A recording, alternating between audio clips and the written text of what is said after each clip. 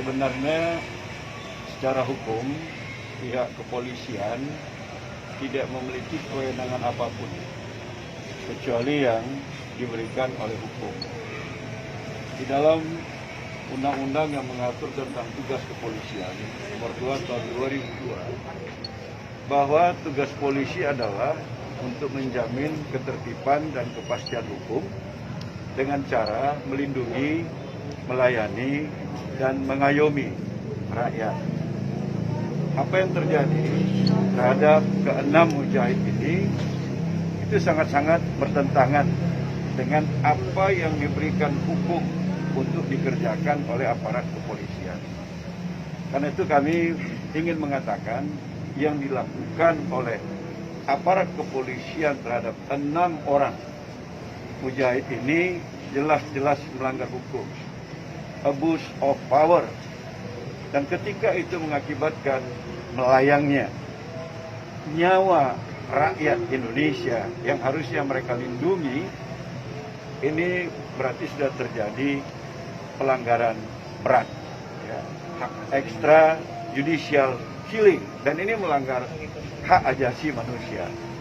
Karena itu kita ingin pemerintah untuk mendorong terbentuknya tim independen pencari fakta, dan selain itu karena ini sudah melakukan pelanggaran berat terhadap kemanusiaan, maka kita sangat menginginkan Komnas HAM untuk turun menuntaskan persoalan-persoalan apa sebenarnya yang terjadi terhadap keenam mujahid ini. Karena menurut keterangan keluarga yang barusan kita konfirmasi, mereka tidak pernah diberitahu kalau anaknya sudah menjadi korban.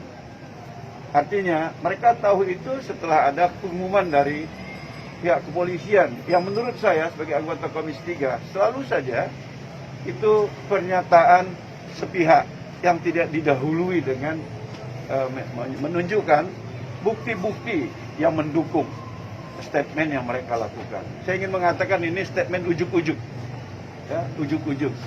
Seakan-akan ingin mengklarifikasi apa yang terjadi, tapi semakin dia sampaikan, semakin terbuka. Sebenarnya apa yang terjadi itu di luar yang seharusnya dilakukan oleh aparat kepolisian.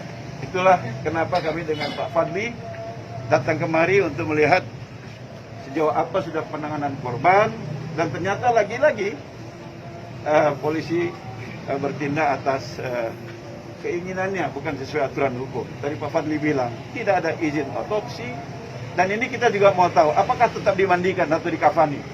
Karena pihak keluarga juga dengan tegas mengatakan tidak ingin dimandikan, tidak ingin dikafani. Dan saya mengatakan kalau mereka memang wafatnya karena melaksanakan sebuah kegiatan untuk mentaati Allah, mereka ini syahid dan tidak perlu dimandikan. Tidak perlu dimandikan. Ya, dan untuk disolatkan di Petamburan, Pak Fadli tadi sudah memberikan semacam skema agar tidak terjadi penumpukan.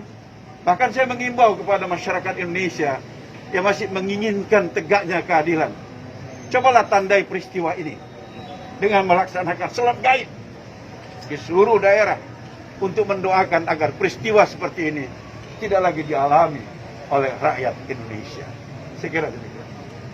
Mungkin ada dari